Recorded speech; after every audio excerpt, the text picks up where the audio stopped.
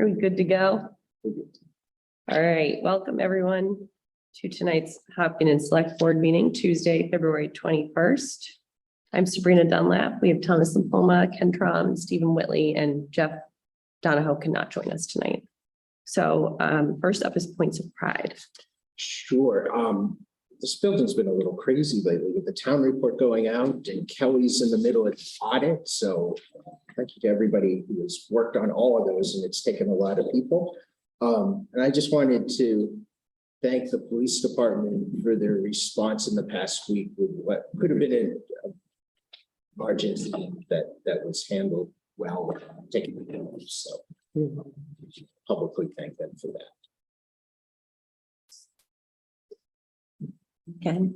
I was going to mention about the police too, but Neil beat me to it. I'd like to recognize Ann Sims, who passed away. She was our most recent Boston Post cane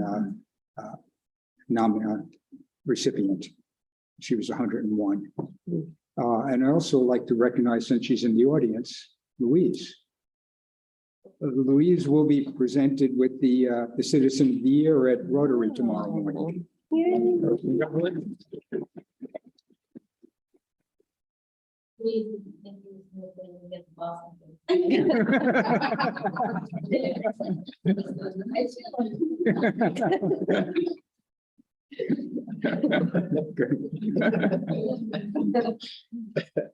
That's all. Okay. All right. So first up is approval of the consent agenda. Sure. I'll move we approve the consent agenda of February 21, 2023. I'll second. All right, all those in favor? Aye. Okay. Approval of the public meeting minutes. I had one tiny edit on page 4, Donna Dunlap. Should be Donna Dunlop. That's understandable. That one just sticks out to me. Thank you. It's only in one little spot too. You'll have to pause and remember which is. So with that change, I'll move we approve the public meeting minutes of February 13th. Second. All right, all those in favor? Aye. Okay. Approval of the non-public meeting minutes from February 13th, 2023, and they are not sealed. So moved. Second. All right, all those in favor? Aye. Okay, great. All right, so first up, we have a public appointment with Anna Wells regarding housing committee charge. Come on up, Anna. I don't think I need to really do or say much. You don't Okay. have the charge, and they're your planning board rep and your EDC rep here, and so Okay. Is there anything you want to highlight or flag or anything? I would just say I think it's been a great process that started out of the EDC, has brought the planning board together, folks representing the Human Services Advisory Committee as well as Conservation Commission have been part of the process. And I think we've ended up with a pretty robust charge. I don't know if either Thomas or Stephen have anything to add. Yeah, I mean, in general, it seems pretty clear that this is something that's definitely needed. And there's a lot of interest to make sure that we look in depth into the housing problem over the next future period. Yeah, I mean, there's a couple notes from the planning board around just making sure how we're selecting people, the language in the charter, making sure that it does allow us to select, like, someone doesn't necessarily have to live in town to be on the board. But I mean, just making sure that we're selecting the people that are going on there correctly. There's some recommendations for specific people that might be good on there that we can talk about when the time comes for that. Yeah. Specifically, and also just making sure that we're maintaining the viewpoint of homeowners, which obviously the majority of people on the board will likely be homeowners, but making sure that that's an actual viewpoint that's represented. So, yeah, so residents, there was some talk about, in the charge, it talks about members of the committee can have an interest in real taxable property. in town, which means they could not necessarily live here, but own property in town and still be part of this committee. And I think it's a valuable perspective to include. I think if we're so lucky to have more than 9 applicants for the committee, then you'll have some choices to make and you can decide, what mix of folks. My only, I'm sorry, I didn't mean to interrupt you. My only comment was really a question. I know the planning board reviewed this on February 14th.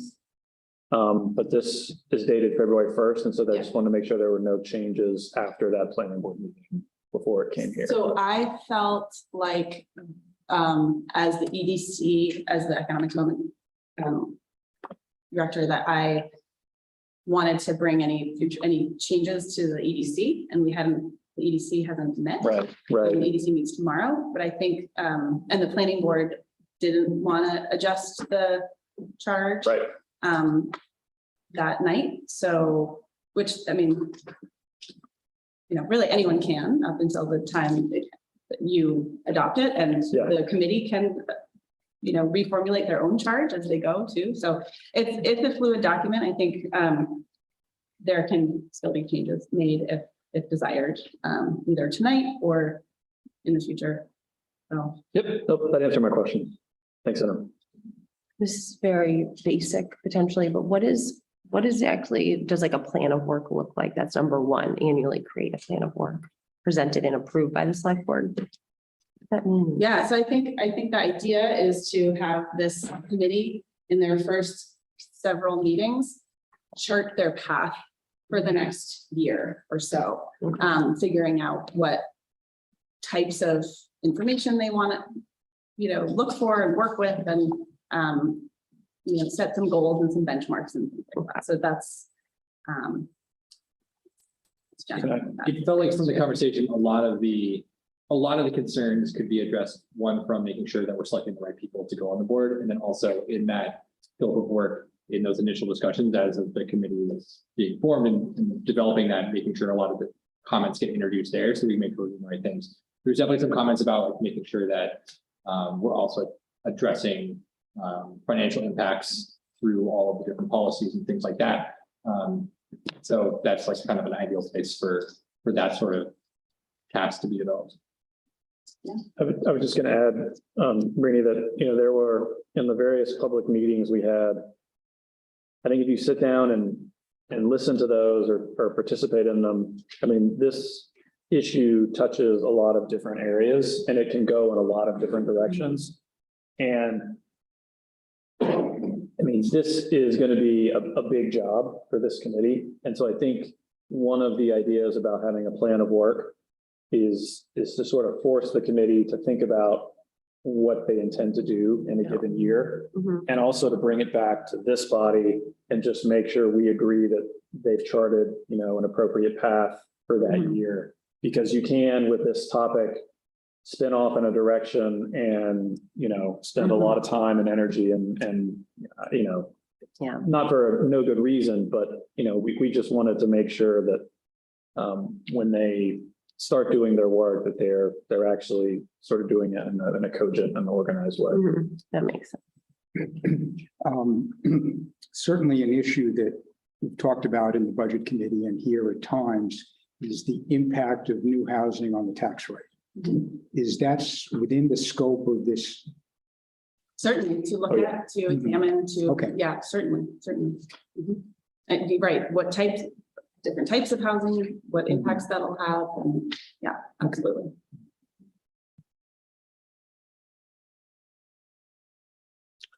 All right. You don't actually need anything from us. This is just informational, right? Or do we need to adopt this? Okay. If you're ready to adopt it. Okay. And then we'll advertise it and put. Okay, great. it out.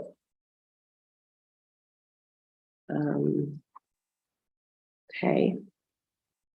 I'll move that we adopt the Hopkinton Housing Committee charge, mission charge document. I'll second.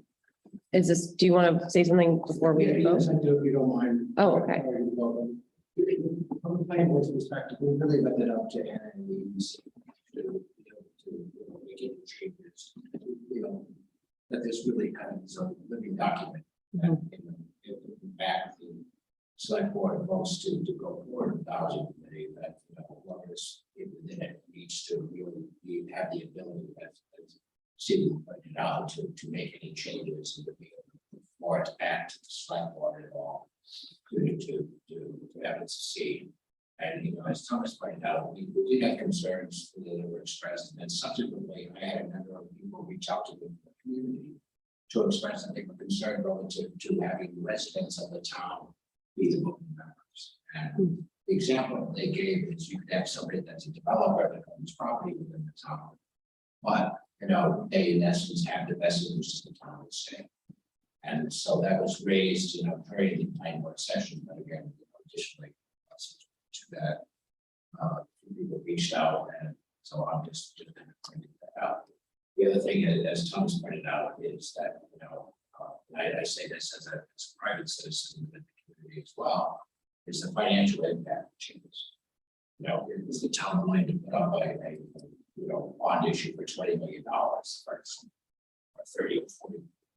All these things, I think, even though typically in the planning board, we have financials and implications associated, such as, what's the impact of housing relative to the tax rate, is it incrementally positive or is it negative to the overall community, or this may be, but also as from the zoning perspective, we have not, as far as changes go, we've not really done things to sit there and say, do we have to buy out of the select board that potentially this could be a, $20 million, expenditure that would have to be,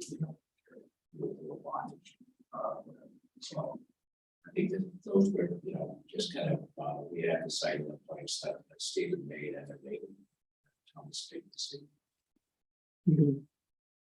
Okay, thank you. Yeah, Karen. So I have a question. How did the housing committee function, and how will it relate to the housing chapter, current housing chapter of the master? Are you asking the select board that question? If you're going to adopt that, yes.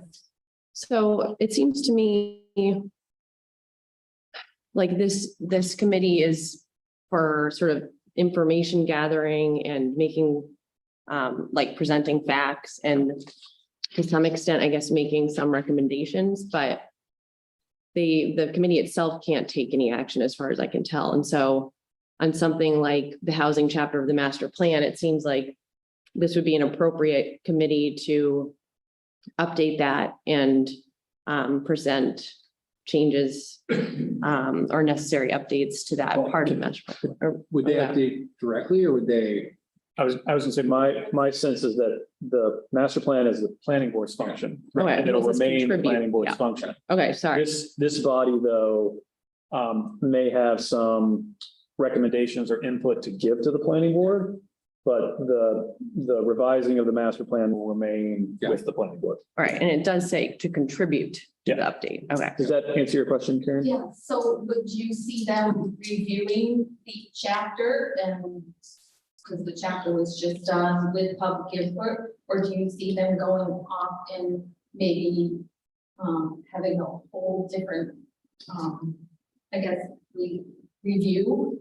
So for example, if the residents wanted A, Yeah. and this group in 6 months comes up with B, Mhm. would they consider the aspect? Do you anticipate them reviewing it, the chapter as part of their roles, the basics of it? I think it could be, but I mean, I don't want to speak for the committee because it's really sort of up to them to get together and chart out what they want to tackle and how they're going to get from, point A to point B. Okay.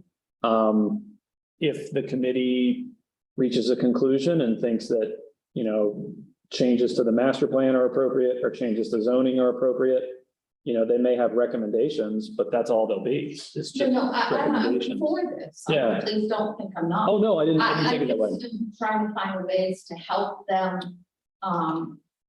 in their role, and to also take into consideration the survey that was already done of the residents. As I think that is important to help support their role. And I think that once they get sort of appointed, I think one of the first things will probably be that they need to look at the information that's already been collected, the data that's already available, so that they don't reinvent the wheel. So yeah, we can certainly look at any sort of surveys that are already out there. It kind of feels like the most likely scenario is as the housing committee is going through all of their other activities and finding more information, if they come upon something that hasn't been looked at before and hasn't been thought about, being able to present that back to the planning board to potentially move into a master plan. They are required to come back to this board twice a year and give updates. And so, we will, I think, have some semi-regular contact with them and get updates on what's happening. I see the master plan just like any other, document within the town that's not, watered up or law. And it's a living document to the extent that we are making revisions to the master plan relative to housing. And all of a sudden something comes up that we didn't see as suggested, then, and there's nothing in the world that would stop us from, making an amendment to it and putting it forward. Totally agree. Okay. So, I made the motion. I seconded. Okay. All those in favor? Aye. Aye. Opposed? Nope. Okay. All right. Thank you. Thanks for your comments, and thank you, Anna, and everyone else who worked on this. I see your hand.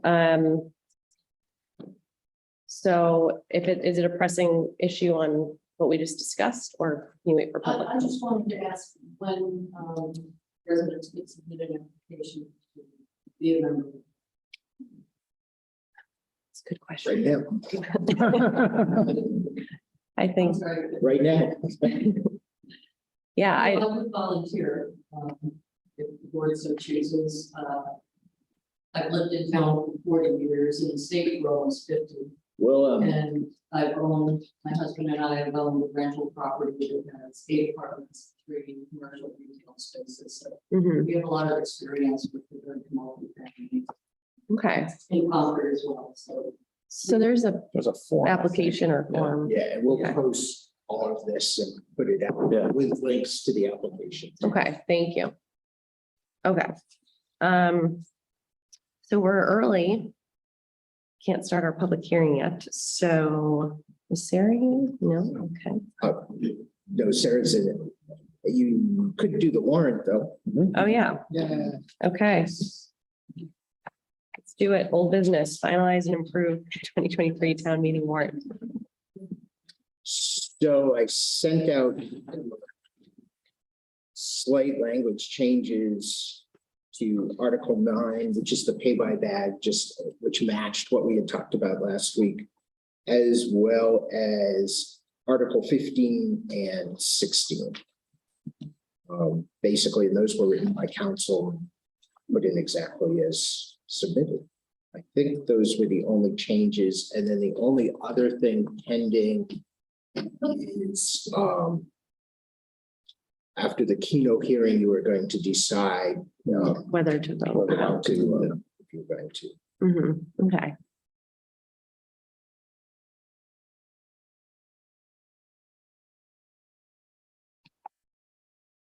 Neil, I had a question on the hydro dam write-up. Originally it included the location. This time it did not. I don't know if that matters or not.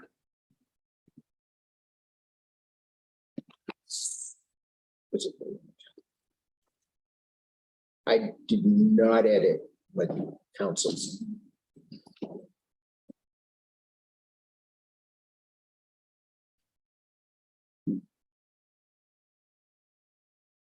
Do we have more than one We do not. dam in town? And Hydro dam? we do not have more than one that's currently leased.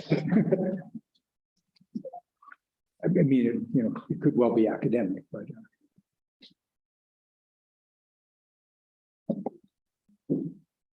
Can we I mean, I hate for that to be sort of any issue. Can we add that before the end of the meeting? And sure, is that possible? It is. Yeah. To name, to just add the name, Kentucky Hydro Dam in there.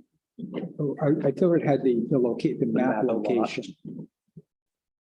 Originally. Oh, the one I wrote did. That's true. Yeah. And that was my only question. Should the tax map location be included? We can add that, even if it's parenthetical.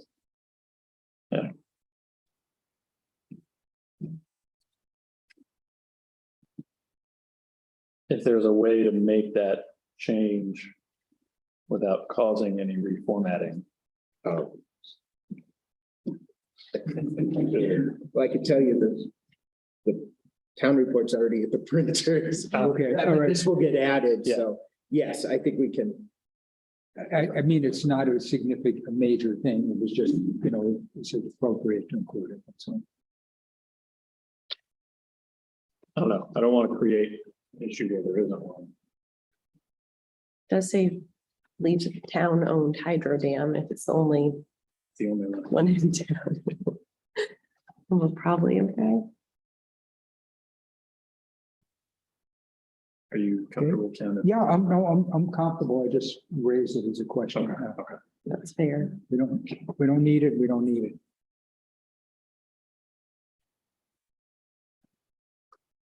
Okay, so we can vote on that after the hearing. What about the bond post-issuance tax compliance policy and procedure? Yes, so that was included in there. This basically is a boilerplate policy saying you will follow and provide all the tax exempt things for the bond. So we were supposed to copy the policy, which came from bond counsel, as well as the resolution that would adopt that. We already did the resolution. That was a different resolution Oh, that you did not do. This resolution basically adopts that policy. oh, okay, got it. Oh, okay. Does this also need to be read? No, it largely just says that you are adopting the policy and that the finance director will serve as the coordinator to make sure that everything is done correctly. Okay, And Kelly's fine with that responsibility. okay, so should we officially vote to adopt this? I'll make Okay, a motion that we adopt the resolution. It's dated February 13th, 2023. Actually, it's dated February 21st, this copy, Oh, okay. the one in your packet. Strike that. Correct. Resolution dated February 21st, 2023. As reviewed at our meeting the same day. I'll second. all right. All those in favor? Aye. Okay, Do we have to move the finalization of the warrant? I think we're waiting. yes, I think we were gonna, Okay. Okay. Decide on all that. right. are there any updates you can give in 6 minutes, Neil? Just note that the next meeting will start at Old South Road.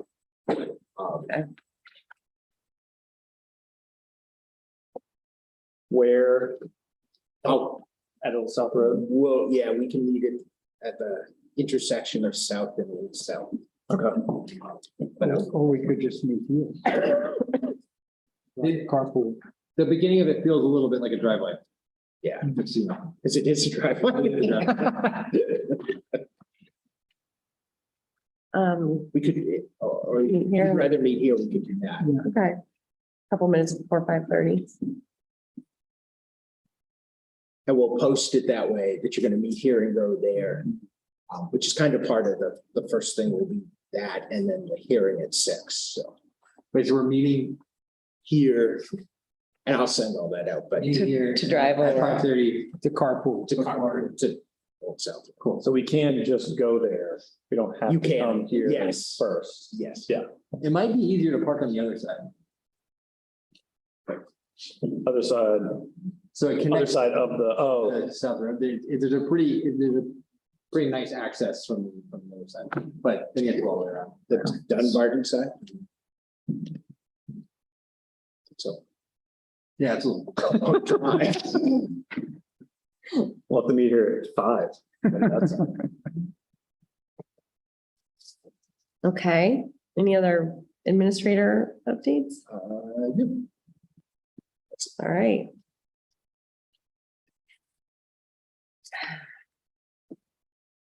Does anyone have anything for other?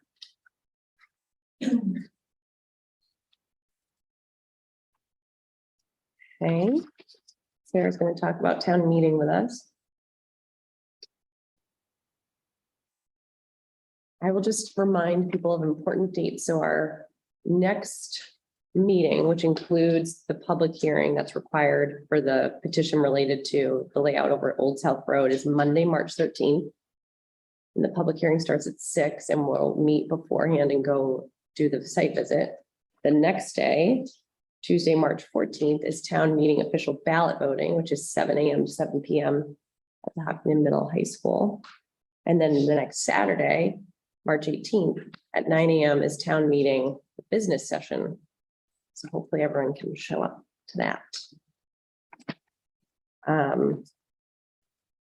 All right, it's 5:57, almost there.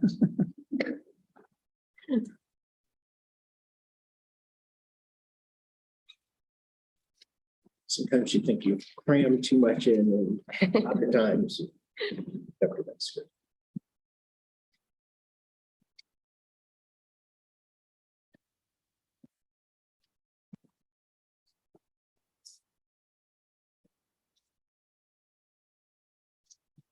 Oh, there, it's okay.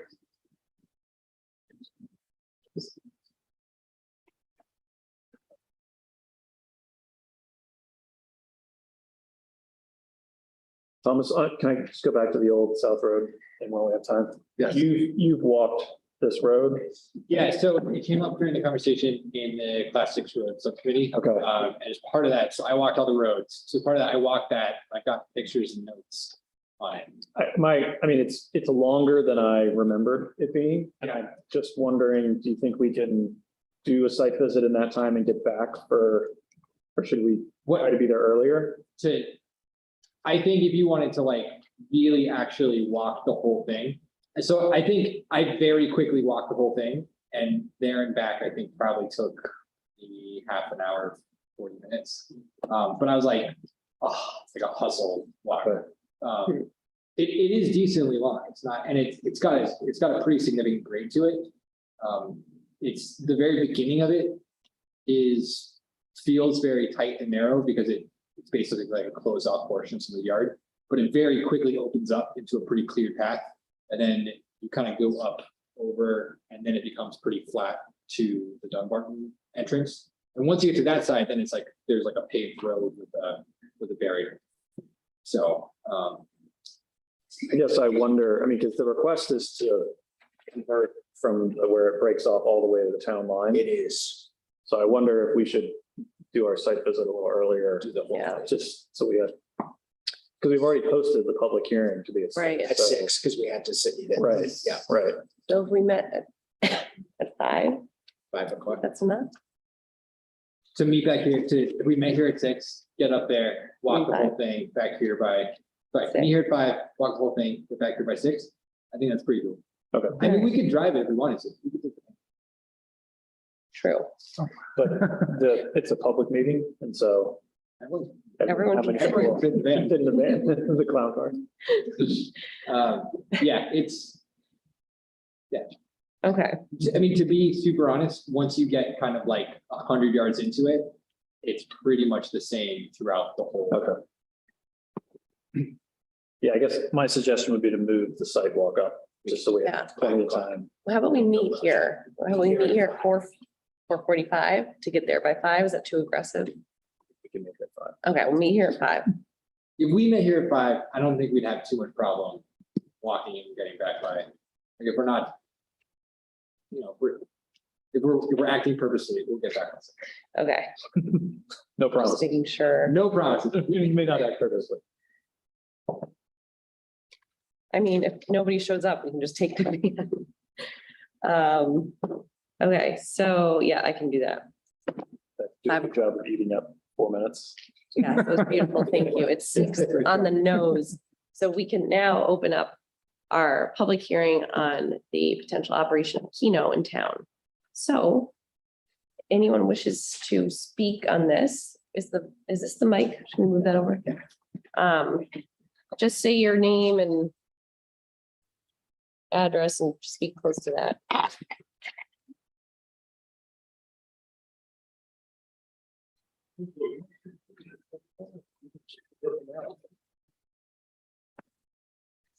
Hi. Hello again. Hi. Dale Warner, Commander of the American Legion in town, and Stu Lyman, he's our finance officer. I do not have COVID, but I got a head cold, so I'm wearing a damn mask. Appreciate it. Thank you. Glad you mentioned And KJ is here from the state. Okay, great. She's our expert witness, Okay. very expert. We brought this up. I mean, you all know what we're talking about. I don't know, most of the people here, if they know what we're thinking of. How are you? He would be our one other fella that he would like to, I believe you still like to do it, right? Absolutely, yes. Over at the golf course. No, absolutely. So as far as I know, Brian Cressy may or may not. I called him and asked him about it. I haven't had a response if once he finishes the new restaurant, if they would like to do it or not. I believe the rules have changed a little bit since then. She could probably let you know what type of businesses will allow it this year. It's a little different than last year. Last year was restaurant type things only. I still don't believe there'd be anybody in town other than the Legion, the golf course. I don't believe the tavern down here is interested. They weren't last year. And it's really, when we went before the town last year, I thought it was kind of a short quote as far as what to vote on when we went in to vote. And it was, will you allow it in town, yes or no? But that's what it says in the rules. That's what you were supposed to do. That's what you put in the book. You folks did exactly what you asked you to do last year, but we didn't want you to do what we asked you to do last year. When I got to the town meeting last year, a lot of people came up, whoa, you should have put that at town meeting where you could actually let the people know what it was. Because a lot of people were thinking there's a big casino coming to town, and it's not. It's just to let some of us actually be on the same footing with the gas stations and the stores in town that can sell scratch tickets, lottery tickets, megabucks, Powerball, that kind of thing. It's just a little 2-foot square kiosk, and Keno is a part of it. If you get the Keno in, that's the machine, and then we'll be able to do that And the stuff as machine, well. and you've been at our facility, the machine is actually smaller than the electronic machines in our canteen is what KJ has told me, smaller than our. The 2-foot square, I believe. Yes, they're 2-foot squares, so they're small. They're not a very big machine at all. They're bigger.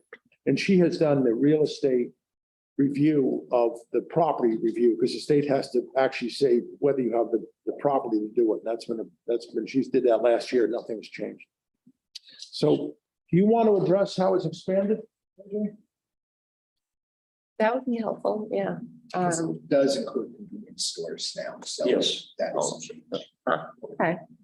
If you don't mind coming up and I guess I can't do that. You want to sit here? You sit on my place. All right. I knew he was going to do that to me. Good evening. Hi there. Kelly J. Cleland with the New Hampshire Lottery Commission. In July, the legislature expanded Keno to any location that sells lottery within approved municipalities. So if it were to pass here in Hopkinton, and I believe there's a Mr. Mike's downtown, that they would also be permitted. They wouldn't automatically receive Keno. The location automatically receives it. It's only if they apply for a license and they're approved for a license. And there's also a bill, I believe, this year that's to remove the $500 licensing fee. Right now, we think it's a pretty steep fee to ask locations to pay each year, so we've requested that that be removed. But besides that, those are the only changes that have happened once they're proposed to happen. Can you just repeat the first thing you said? It's any establishment that like already has lottery. Is that what you said? Correct. Or if another convenience store or grocery store opened up and wanted to sell lottery. Keno at retail would be much different. So in a location like Stewart's, it would be there with a kiosk potentially, as well as monitors. So people could go in and it's a more social game, right? So they watch the draw show. But in a C store, a convenience store, there's no monitor permitted. So a person goes in, just like they request a Powerball ticket, they either fill out a play slip or they just say, give an easy pick. The same thing happens for Keno. And we're not permitted to put in monitors. That was part of the bill as well, where they can leave and they can watch it through the New Hampshire Lottery mobile app. They can watch the draw show there, or they can check their tickets from there to see if they're winners. But it's very hidden within a retail store. So it's much more like the regular lottery. Exactly. Okay. Yep, it's just another game. And I talked to Neil, and she's, if with your folks' permission, and I'm not a politician, somebody screwed this up and Stephanie was still, I apologize. She can be here on the 18th of March. And I would very much like her to be able to speak to the town. And what you told me, there's a series of steps we have to go through to get that done. That would be working with the moderator. Okay. And the only thing she is, because she's a state employee on her Saturday off, is there any way we can give her a timeline when she should show up so she doesn't have to stay long? Clearly, you've never been to town meeting. I've been to town meetings. That's why I'm asking. I've already spoken with Sarah, Shino, and Neil. We're gonna try and work that out and Good. we'll get Right. a much wider timeline for you as the day gets closer. Okay, perfect. Thank you. You know, because That's helpful. I mean, I'm asking, we're asking a state employee to come in on Saturday. I mean, goodness, you can't get the highway department to come in on Saturday. So you folks have any other questions or is there anything else? Could you explain to everybody in the audience what the benefit to the Legion or to a convenience store of having this? Sure. Or call for it. Yes, or a golf course. I'm sitting behind the bulbs. Yeah. Fresh off. Yeah. well, So for any location that sells Keno, there's an 8% sales commission.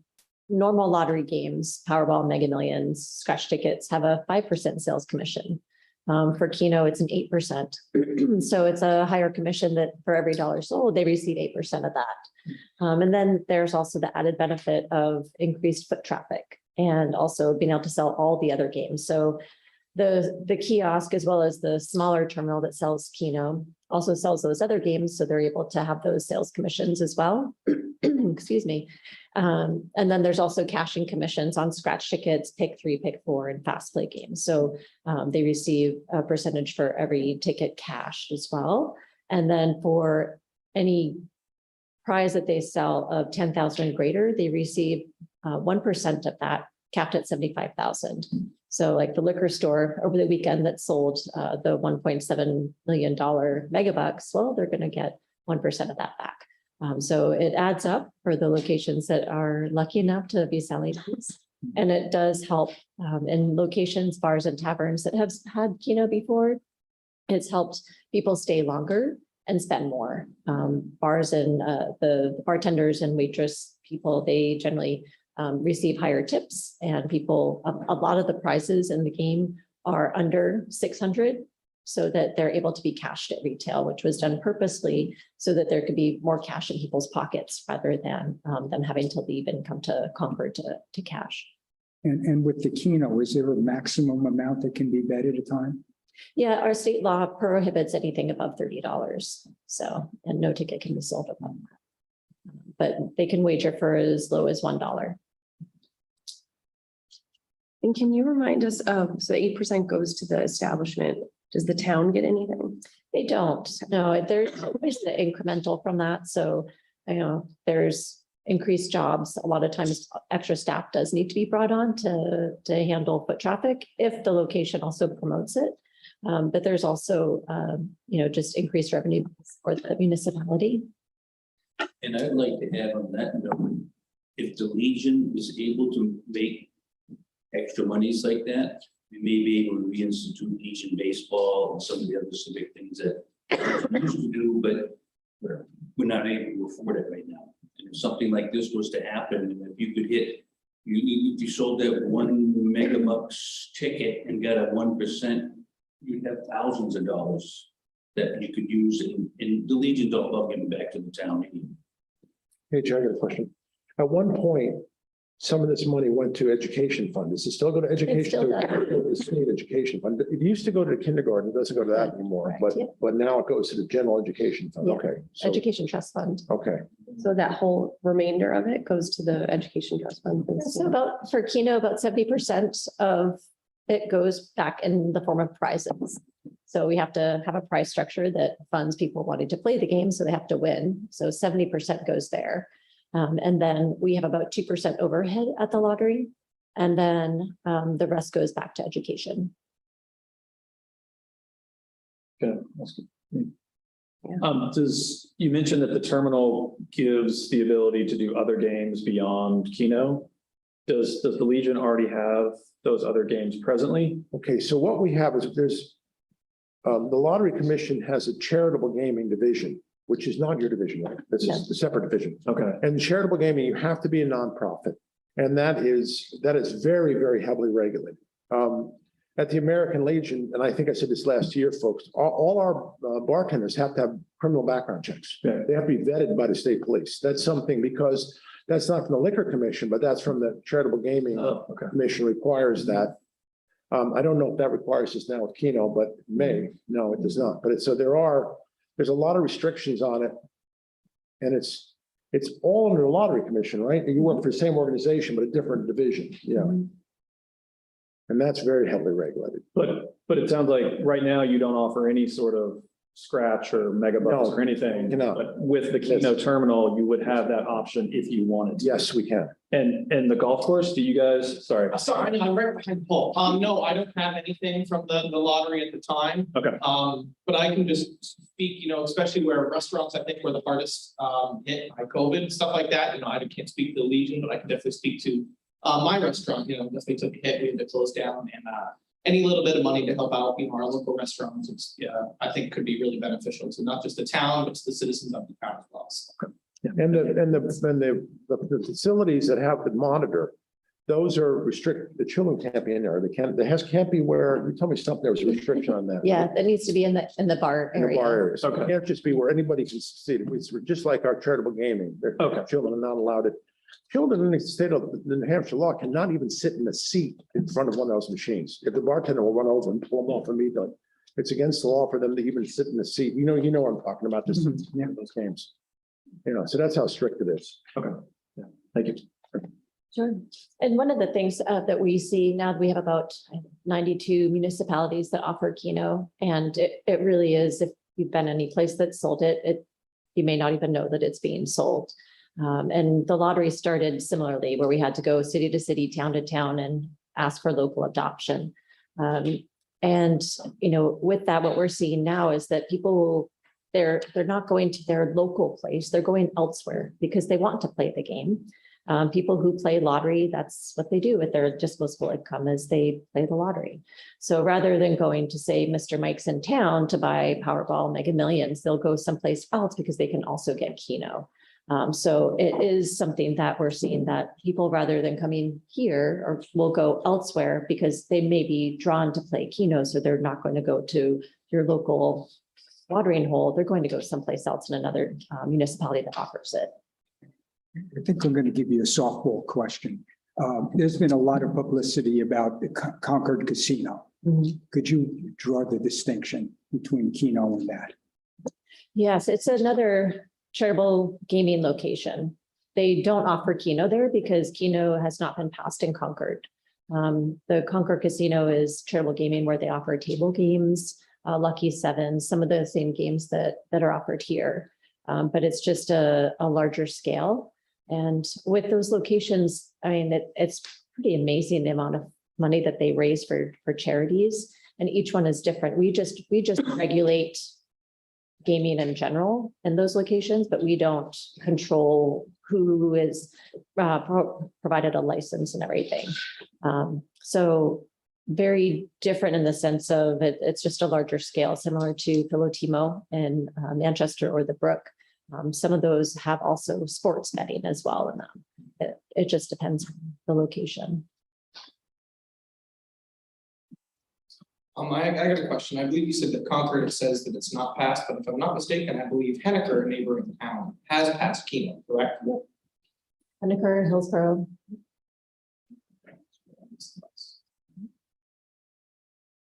The other thing we were thinking of too is like the campground, Sandy Beach, right up the street from us. There's hundreds of people there that most from out of town that go elsewhere. And if we had that, maybe that one little draw would bring people into our stay in town. And then they would play their Keno and whatever else stuff that they do for scratch tickets and whatnot. Maybe stay right here in town, not have to go to Hillsborough or Henniker or whatever. They can do it right. Okay, great. So do you have a question for them? Or- I don't know. Well, maybe we could have you guys, thank you. And then if you don't mind sticking around, if people have questions. Okay, thank you. Do you want to come up and, excuse me, make a comment? But Except they can't, expound on some things. can't pick up on the mic. They can't talk. I wanted to expound on a couple of the things. I have had extensive conversations with Brian Cressy and Richard Redinger, and neither one of them have any interest in this in their establishments. They just, it's not what they want. They want a restaurant, fine, dining. That's one thing. The other thing is to what Dale was saying about Legion Baseball. As a nonprofit here in town, this revenue stream will create the opportunity solely for us to give back to the town. We had one that went to Boys State. And we actually didn't have enough money to fund him to go to Boys State. And Boys State is a Legion function where kids learn about the American government system. They do the New Hampshire state government at St. Anselm's, and then they progress on from there to a national level. We actually had to ask the state for money to fund this child from Hopkinton to go to this because we didn't have enough money, and it was $360. Because right now we're on a shoestring budget. So this is just all of the revenue that comes in from this will be returned to the town of Hopkinton because that's what we do. We are solely a charitable organization trying to make money to give back. Do you mind just saying your name so we have the for the record? Here that doesn't know. I'm Ken Watson. Okay. I'm the first vice from the American Legion. Okay, thanks. Sorry. I don't know if anybody has any questions for me, but that was my pitch. And for the record, regardless of what I said last time, I did not have to kidnap her to get her here tonight. We like to have experts come here willingly, so. Oh, yeah. Okay, all right. So unless anyone else has questions for the American Legion group, I don't know. If you guys have anything else you want to? No. Okay, we can open it up to others who wish to speak. Bonnie, you can come on up so we can hear you in the mic. Just something quick. Your name. Bonnie Christie.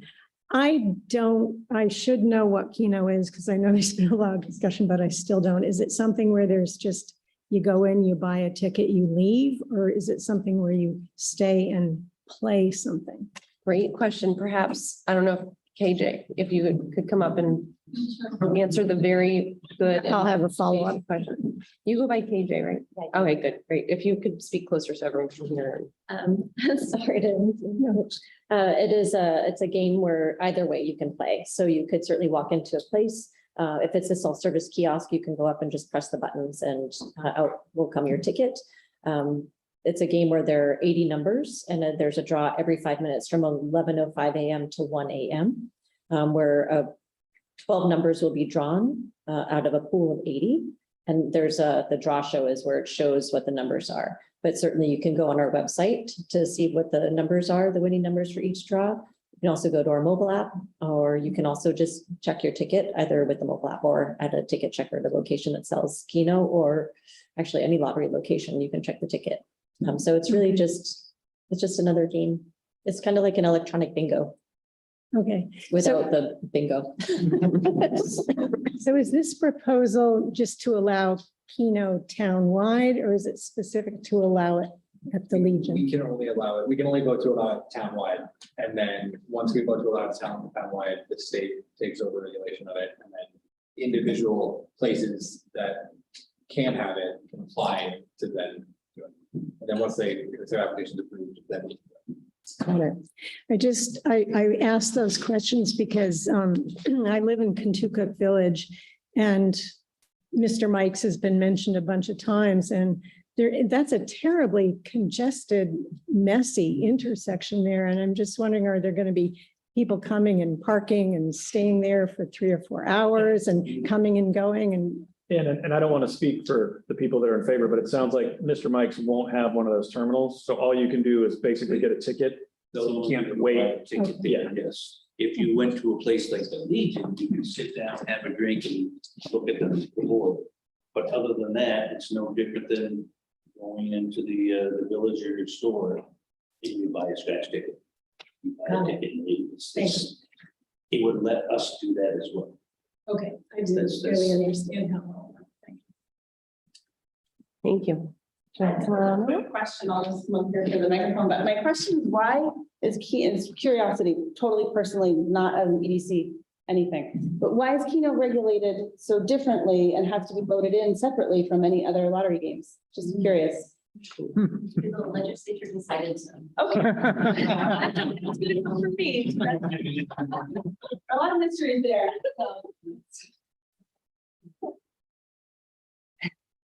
The answer to Anna's question, just so it's picked up on the mic, is that it's because the legislature said it shall be this way. So that is why it is. Yeah.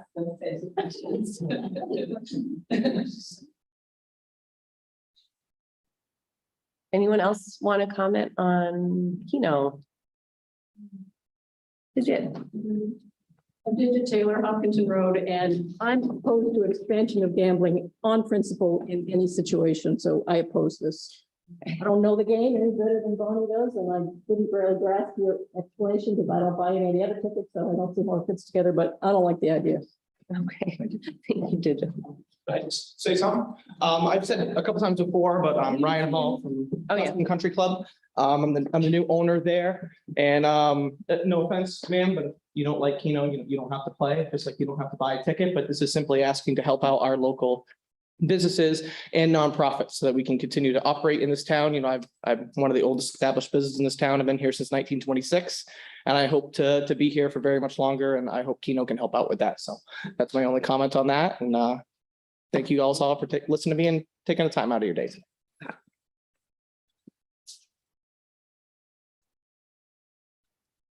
Anyone else want to comment? I think we have one person online.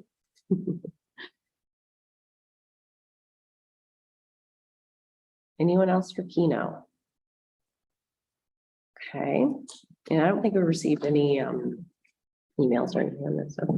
So just process wise, this is on the warrant. And as you guys discussed earlier, you'll have a presentation around it where you can make the case to the voters and hopefully bring the state expert in. And so this is, we're not deciding right now whether or not it's going to the voters. It is going to the voters. So, and we're required to have the public hearing, just to be clear about the process. So, all right, I think we can close the public hearing then. Thank you for coming in. We appreciate your expertise and thank you for your time. So we are behind on our public hearing for the road bond.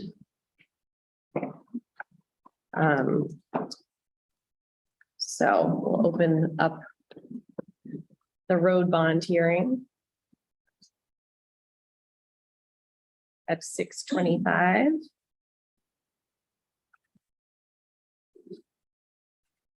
All right. People hanging out to the roads. Nobody's into the road.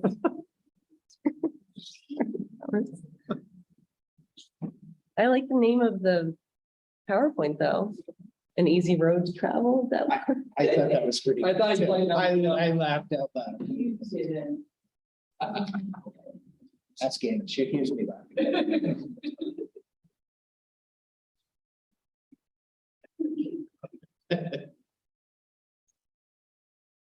okay. Yeah, go ahead. Take it away. Maybe let's just kind of walk through the highlights, the major points, and any feedback on it. This is definitely kind of a draft, so any feedback you guys have on it. So, yeah, just diving into the road bond. So the purpose of the road bond is $2 million bond to fund general road construction. It's currently being likely targeted towards West Briar Hill, but we're not going to specify exactly where it goes. It's going to road maintenance, but the most pressing need currently is Briar Hill. It won't fund the construction of the entire road, but will hopefully address the most immediate concerns of Briar Hill. So first, a little bit about road maintenance cycles, how we're operating, how we compare to other people, things like that. So this is kind of our current cycle, how we're operating the roads. We've been a little underfunded in terms of ongoing maintenance, certainly long-term construction. So we kind of have this cycle where this is more of like a more generic cycle where you'd be not doing much maintenance at all on the roads. And then over the span of 15 years, the road will deteriorate to a point where it's pretty unusable, or at least there's significant major construction needed. And then you would do a full reclamation and then rebuild the road. So you basically be rebuilding over 15 years. We're definitely not on a 15-year cycle. I think we're probably closer to like a 30-year cycle. So we should probably, like our roads, we'd be expecting that dip to be even more than that. So then the kind of the other more recommended method for road maintenance is the next slide, is more of a preservation method where you have a much higher ongoing maintenance budget, but then a much less cost per mile and much less like large reconstructions of the roads. So you start with your good road, you kind of wait 5 years until it needs some maintenance, you get some maintenance, and then another 5 years down the line, you might have like a big overlay project, but wouldn't be nearly the cost of replanting the road. You get it back up to a higher level, and then you kind of keep going through all these maintenance cycles until you get kind of down to like the 50-year point where then there's not much point in adding more stuff on top of it and you grind up the road and you build. So this is kind of an ideal target. And if you go to the next slide, you can kind of see how they compare. So the green line would be kind of your average quality, and the red line is kind of where the road becomes significantly bad. So as you can see, if you go into the preservation model, this is kind of the ideal target, you have a much higher average quality of roads, never fall behind or below kind of like a poor road quality. And then the cost per mile, which is up there, is significantly less. So the difference between these two models is about $80,000 per mile per year being spent if you were to just wait every 15 years to build it, versus $50,000 per mile per year if you're kind of more in a preservation mode. So those numbers, it's worth pointing out, are extremely rough. The numbers vary widely depending on road use, depending on the size of the road, the location of the road, what state you're in, all those sort of things. But that being said, the ratio between these two models is pretty standard across everyone who's looked at it. You get kind of like a very similar breakdown of the ratio of costs between the two. So while we might not necessarily be hitting $50,000 or $80,000 per mile per year, that's kind of how much you save by kind of switching between the two modes. So yeah, the next slide. This is kind of another just interesting graph. The cost of road construction obviously has been increasing wildly over the last 5 years. The difference between 2021 and 2022 was a 29% jump just in 1 year. So it's getting kind of nuts. That's definitely not, that's not like a sustainable increase. Like if that kept going on forever, like roads would be trillions of dollars. So I guess it's kind of our current.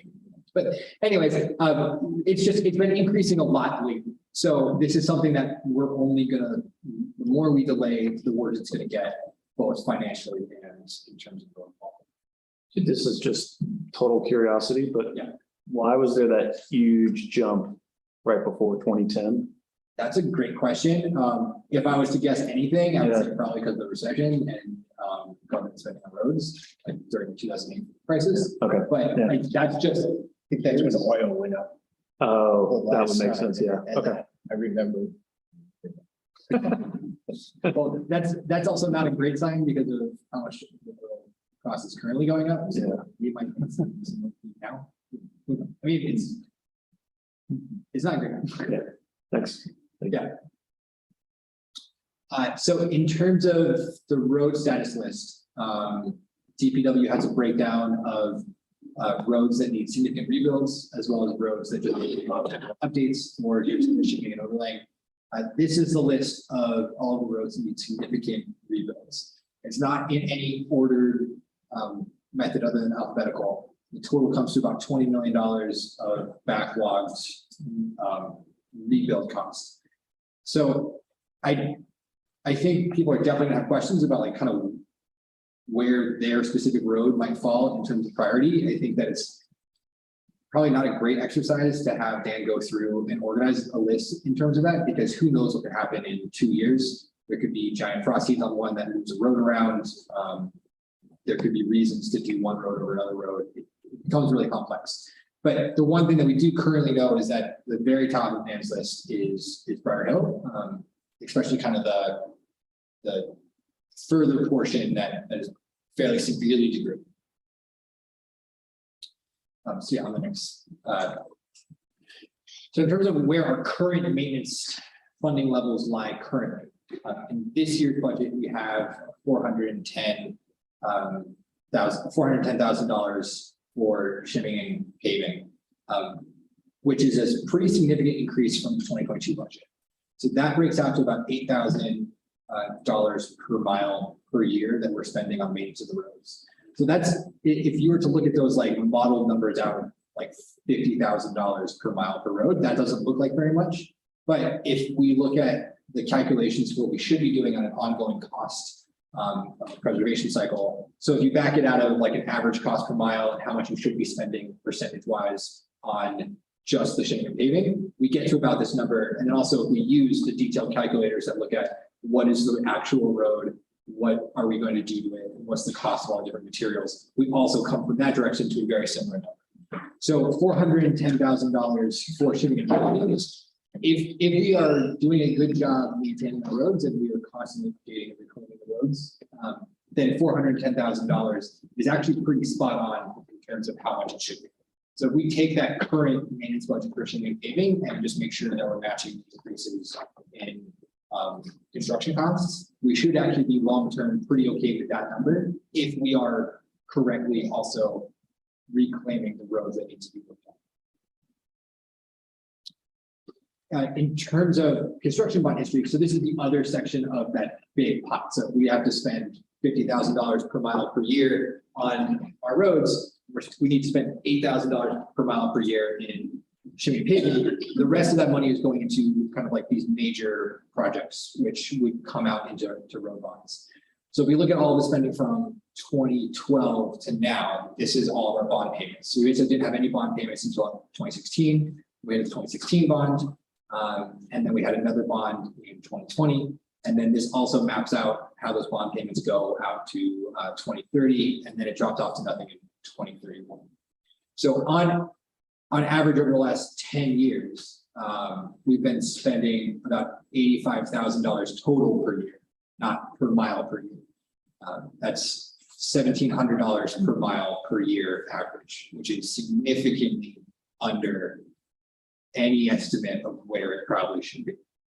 If we look at our current budgeted spending, so how much we're spending on maintenance this year, how much we're spending on bond payments this year, we're looking at about $17,000 per mile per year. So that's better. If you look at the total picture of how much money we are actively spending on roads, that's better, but it's still not even really half of where it probably should be. So in terms of where we're hoping to go with this bond, so the bond is going to be a $2 million bond. Right now, that again, it's going kind of into a generic road building bond, but the target really is Briar Hill, because that's Dan's kind of big target. So this is kind of an overlay of Briar Hill sideways. It's not north, isn't north here. But it's better to kind of lay it out this way so you can see the whole length. So this is kind of like an overlay of yellow or green being good sections of road, yellow being not good sections of the road, and red being pretty bad sections of road. So there's a green section in there, which is where there's a road project done. They completely redid the road. That part's great. It feels nice to see. There are also pretty significantly bad portions. There's a large portion kind of before you get to the big horse barn, where there's like a massive frost heave that has actually has the potential to destroy cars. It's pretty bad. And then there's a really bad section before you get to Pennacook, which is where they did the recent project to lay on top of it. And that was great, but it wasn't meant to last, and it's already starting to fall apart. Potholes are like the underlying potholes are already coming out. It probably won't last until the next one. The purpose of that was to really cover it up so that we can use less salt and do less damage during plowing. And it's already starting to get torn up from the plowing and probably won't last until next winter. So that's the current status. Well, the next slide, we'll see kind of where we really want to get to. So the $2 million road bond, it won't get us the whole road, but it'll get us most of the worst parts of it. We won't know exactly where it'll get us until we actually start building the road, but based on our current projections, quotes from last year from the road maintenance companies, it'll get us basically from Pennacook Road to where the port one is. Maybe a little bit further. We'll see. And then this one's kind of hard to see here, but I mean, in reality, this is one of the big questions is like, okay, what next? We have $20 million outstanding road debt. This is a $2 million bond. We know that we should probably be doing more on conservation and maintenance at the time, kind of what next? And I think that's something that's probably worth us looking at strongly next year. Maybe getting the roads committee back together, the new travel safety committee together to look at kind of some options for this.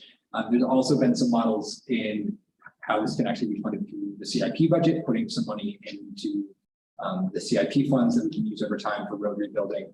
But this kind of maps out a couple different scenarios. So we have a road, like a smallish road bond every year until we clear out the backlog, or a road bond every 2 years or 3 years, or just putting it as CIP and finding how that goes. Either way, we end up spending over time about $25 million as opposed to our $20 million backlog. But depending on how all the interest rates and the bonds and the construction maintenance increases shake out, those aren't really exact numbers. There's kind of like a really interesting play between the bond interest rates and the construction cost increases.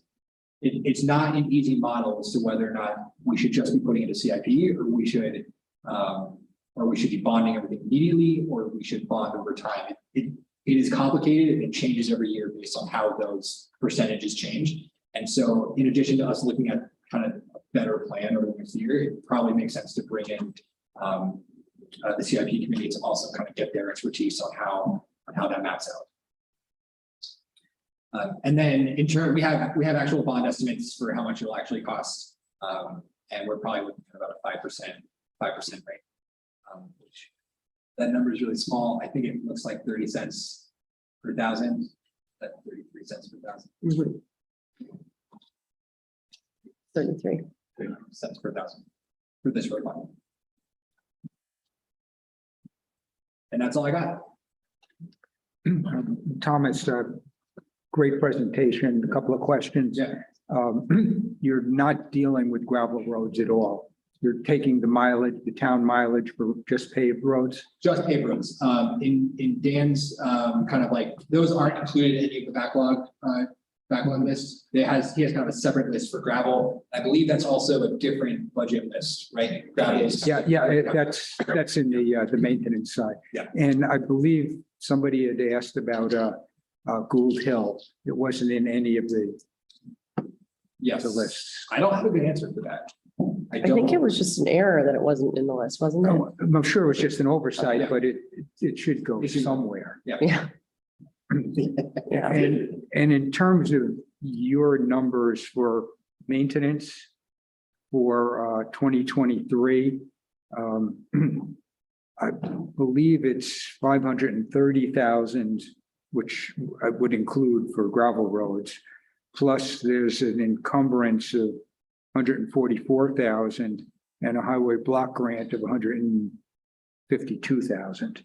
So I don't know how you're taking those into I account. didn't include the block grant. I only included what would be actual budgeted, not including any match funds or state funds or federal funds. For it's how much like we are actually budgeting and spending for just like paved shipping and paving. So that's why I came with that 410. It could be a little different.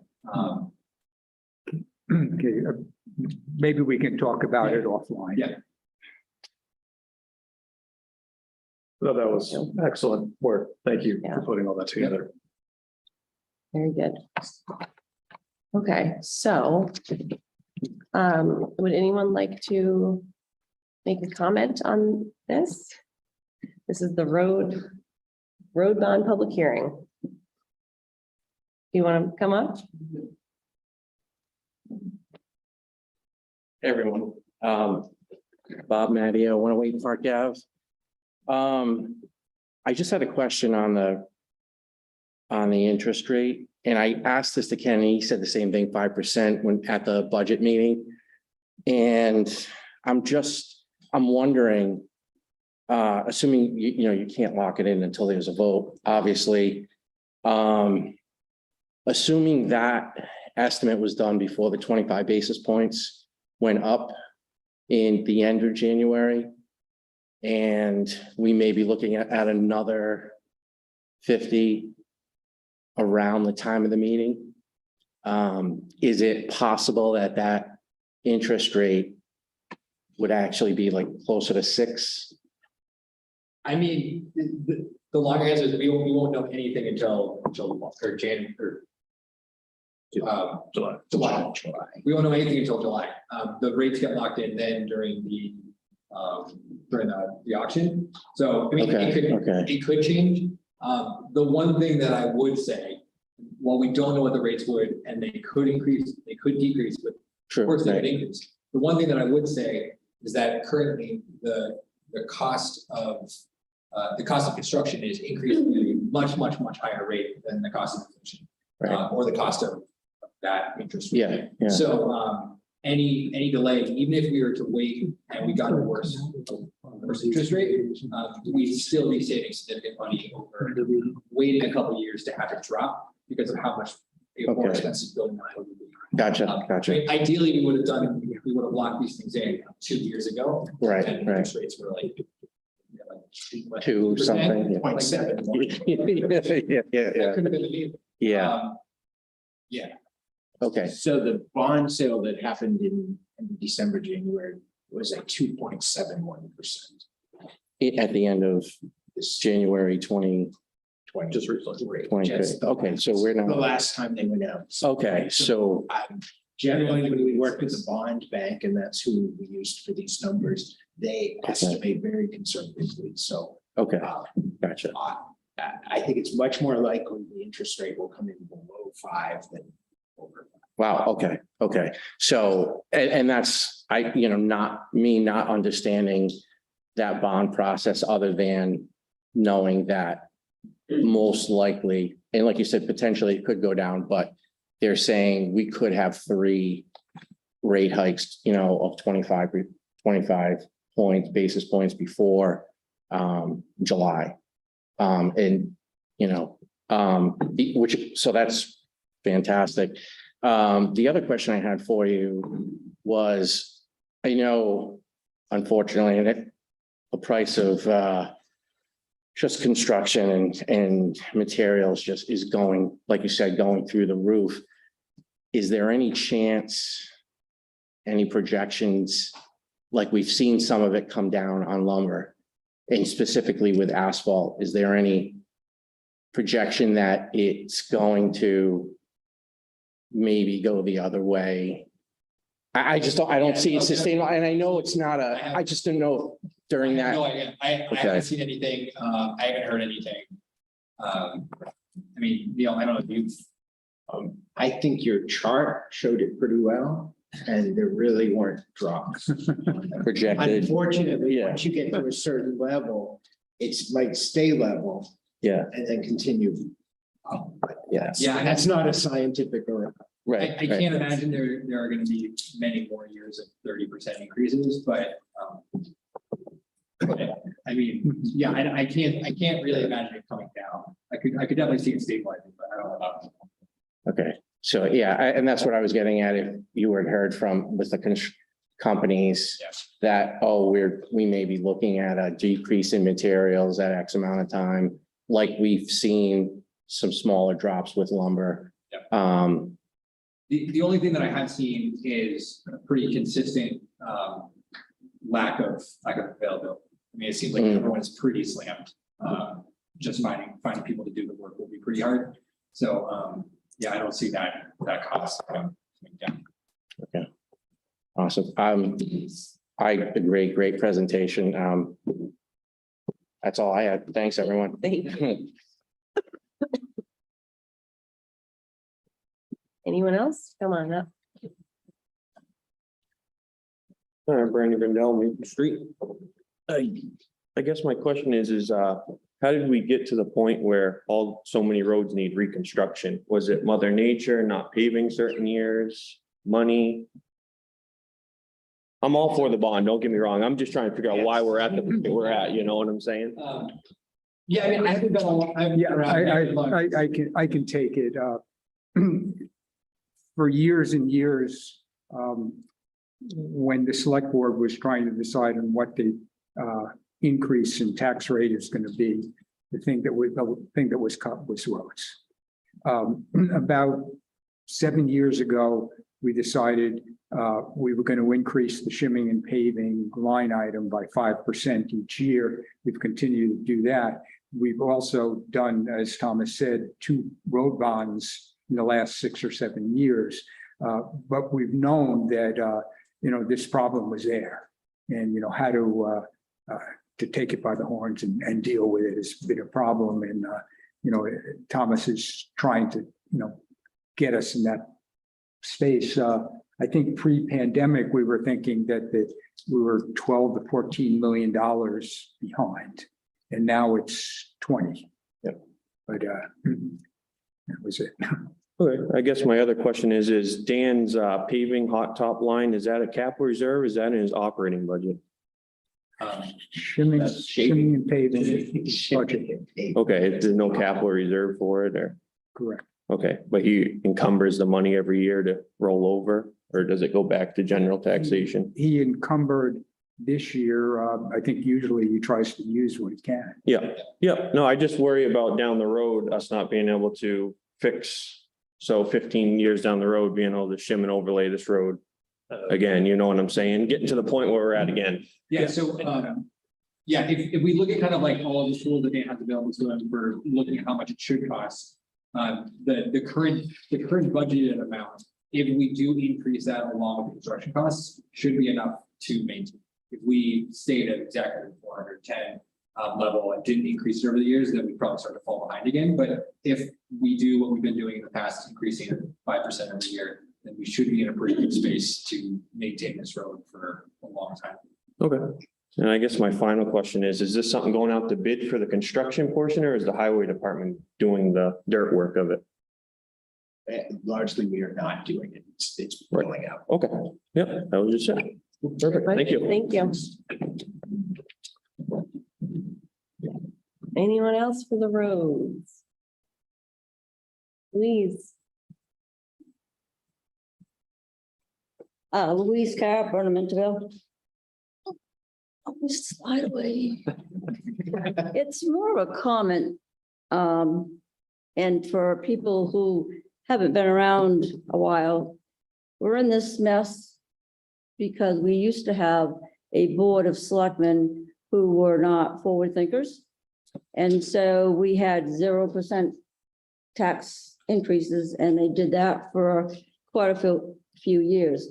That's when we started getting into this mess. And I remember standing up town meeting till I was blue in the face saying, this is ridiculous. You're putting us backwards. We're going to be paying for this down the road. Well, here we are, bond after bond. So I guess we put ourselves in this mess. The voters did because they didn't want to listen to logic. And I guess when we vote, we really need to make sure we know who we're voting for, that they're actually looking ahead for the town of Hopkinton, not at the present. This year, we're not going to raise the taxes. And it's like, you can't run a town without raising taxes. I just don't know how you do it without getting yourself in a mess like this. So are we able to, like at the surplus at the end of the year, is there a way to commit, a good portion of that into, not the shimming and paving, but the rebuild of the roads? Plus you're trying to put money in each year to try to build that up. But we got to get that built up quick, because the bond for every road we have to do is absolutely ridiculous. So it took a while to get us in this mess. It's going to take us a lot longer to get out of this mess. But the real answer is, how did we get in this mess? Is because we did not have forward thinkers about 18 years ago, and they did it for about 5 years, and here we are. And I've been wanting to say that for a long time. Thank you. Thank you for the background.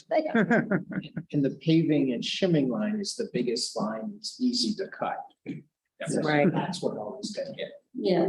I don't know, Louise, if you've seen, there's a slide that's in here in that presentation that talks about the sort of options to fund these big road projects going forward. Yeah, and it breaks it down, like if we got a bond every year over the next 10 years, if we got a bond every other year, or if we just increase the amount of money that went into the capital reserve and the sort of operating budget.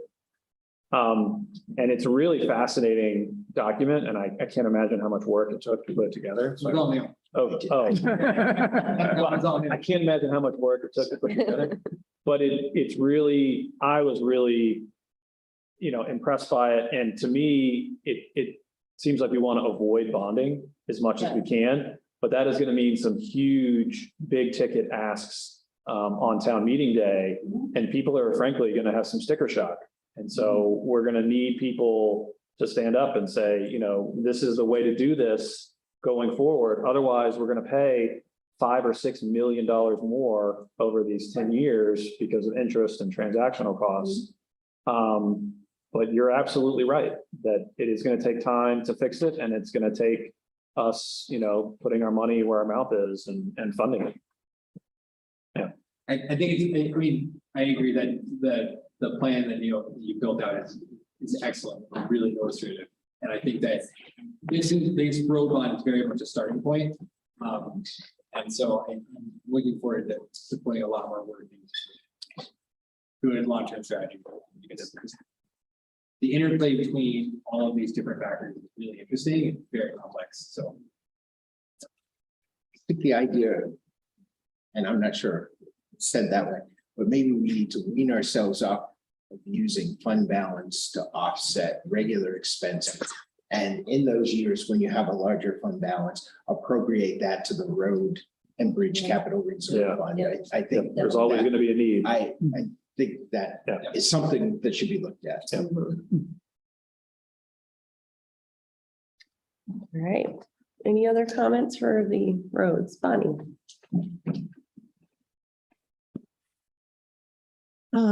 Bonnie Christie.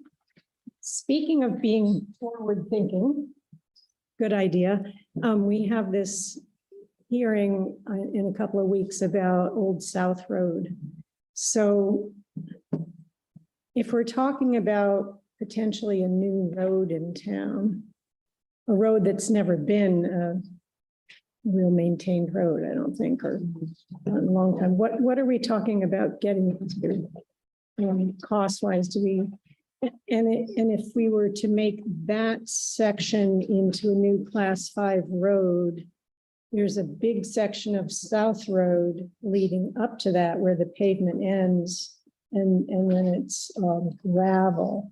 Yeah. So I think it's worth mentioning that we don't have any like projections for what that would cost or be, but that was a petition warrant, or that was a petition article that we have to have it here. That wasn't. Yeah. We will have those, I have those costs, but we'll bring it for the hearing for that road. Yeah, there's definitely, It's part of the calculus. yeah, thank you. Just wanting to be forward thinking. thank you.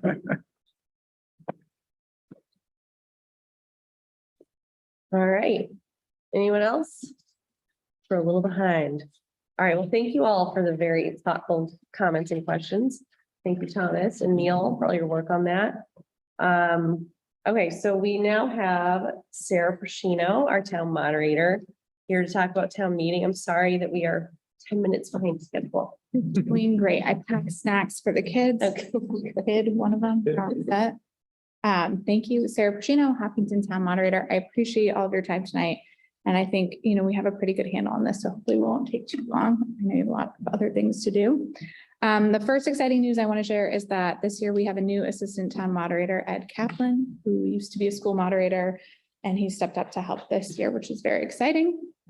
The elections, as we all know, I think are March 14th, and the polls will be open at the Hopkinton Middle High School from 7 a.m. to 7 p.m.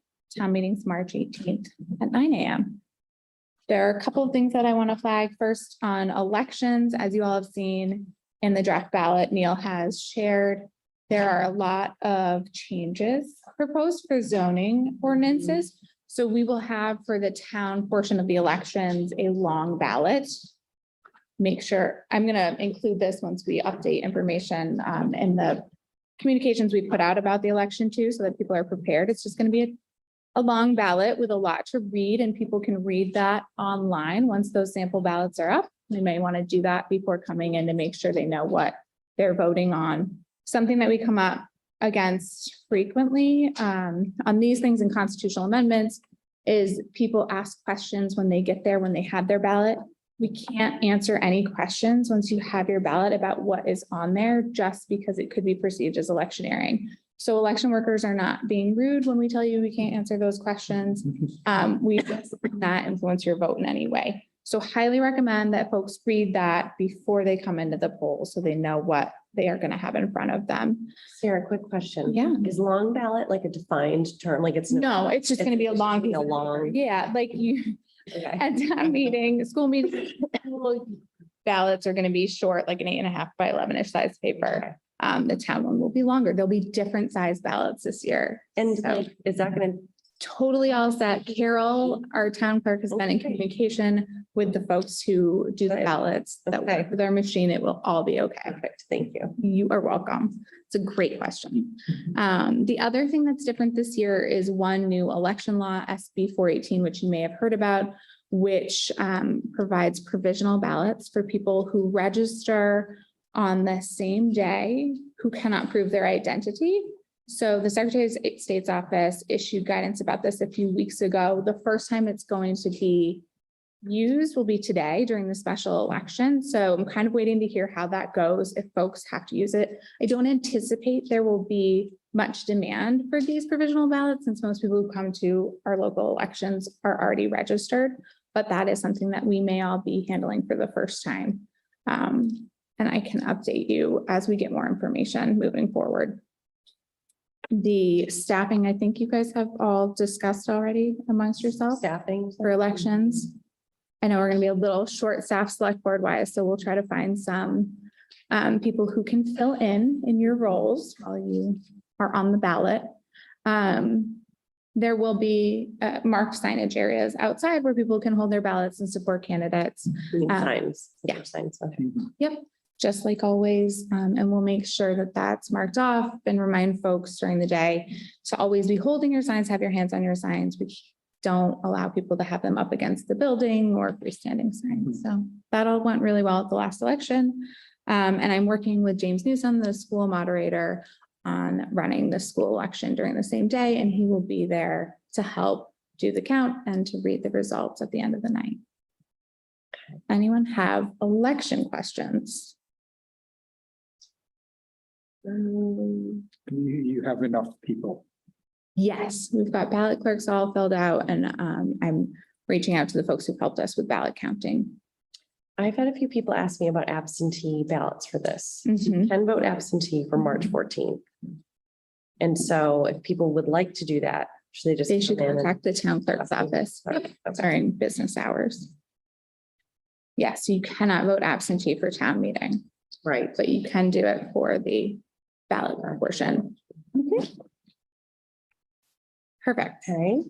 Then town meeting is March 18th at 9 a.m. Very exciting that we are not having any COVID rules, so people can sit wherever they would like. They can wear a mask or not. You know, I don't have to sit on the podium. Not you. You all, I'm so sorry, you do have assigned seating. But the general public of voters can sit where they would like. I am working with the SAU to secure childcare for the meeting. The National Honor Society faculty advisor is actually out on paternity leave. So I've been in communication with Jody Condon, who's trying to work on that for the school district meeting as well. Hopefully that will be all set, and we'll make sure to communicate that with parents in advance.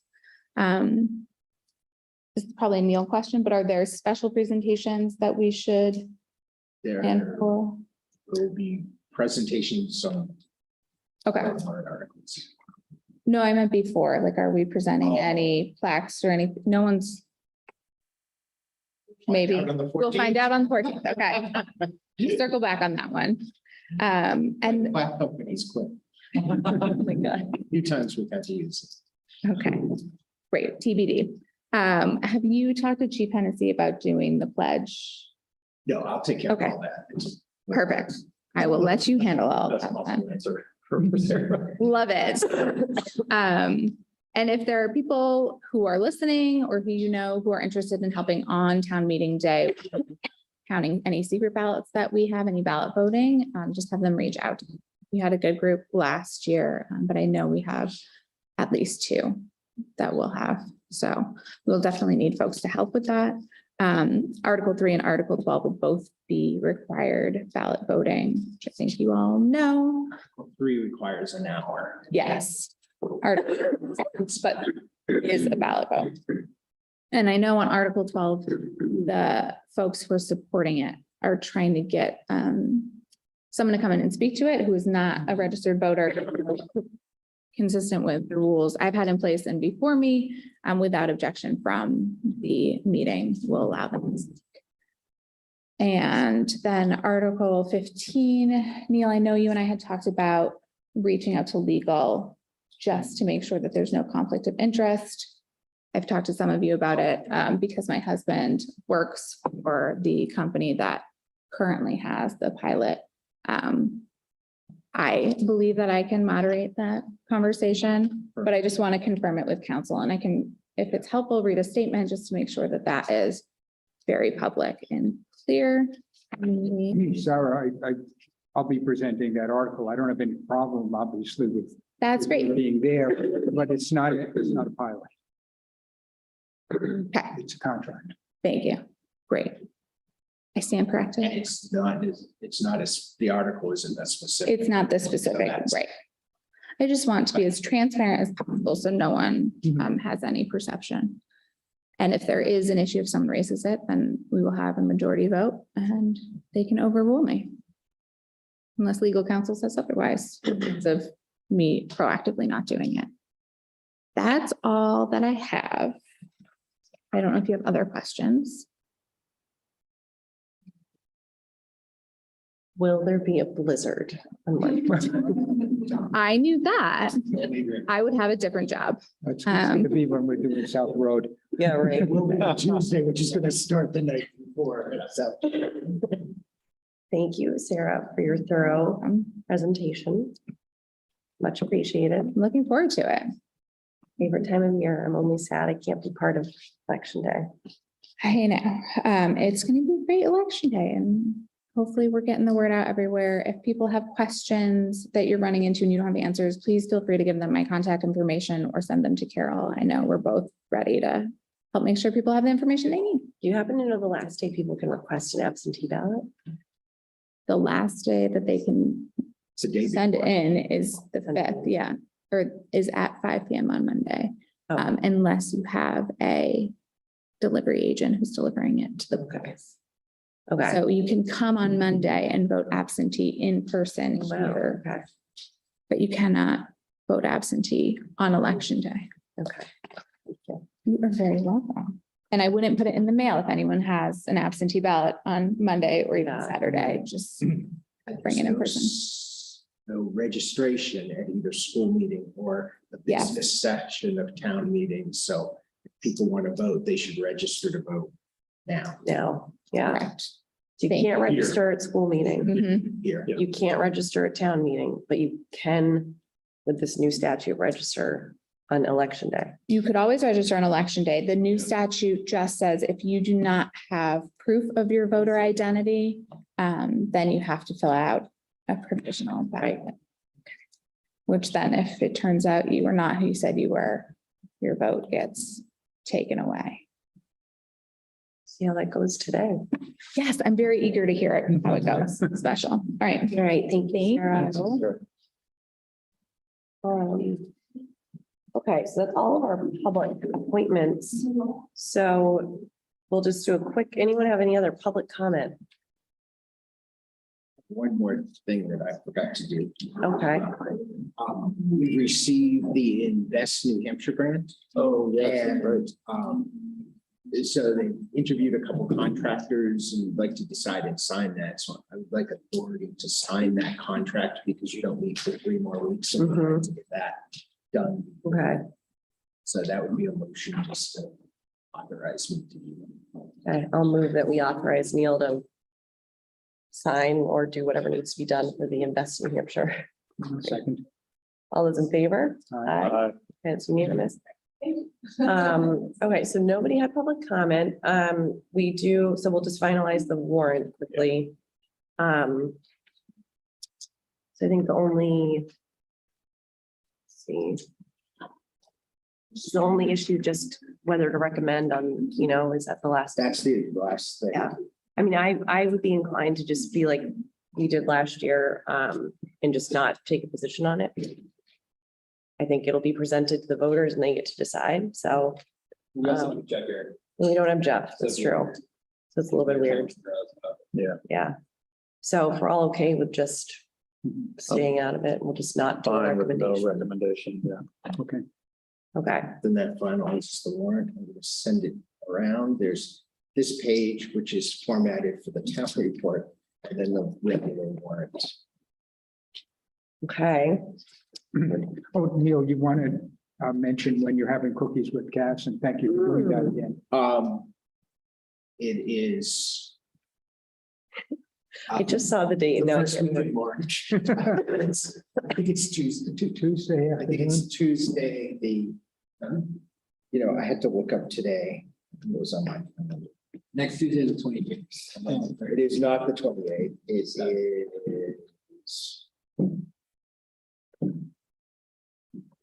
It is Tuesday, March 7th at 3:30 p.m.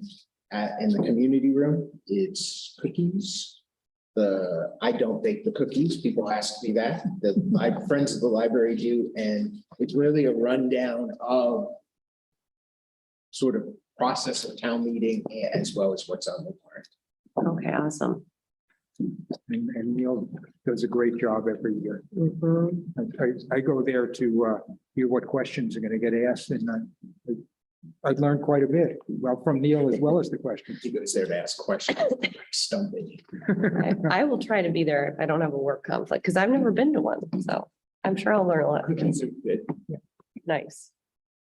Okay, so we're doing the warrant.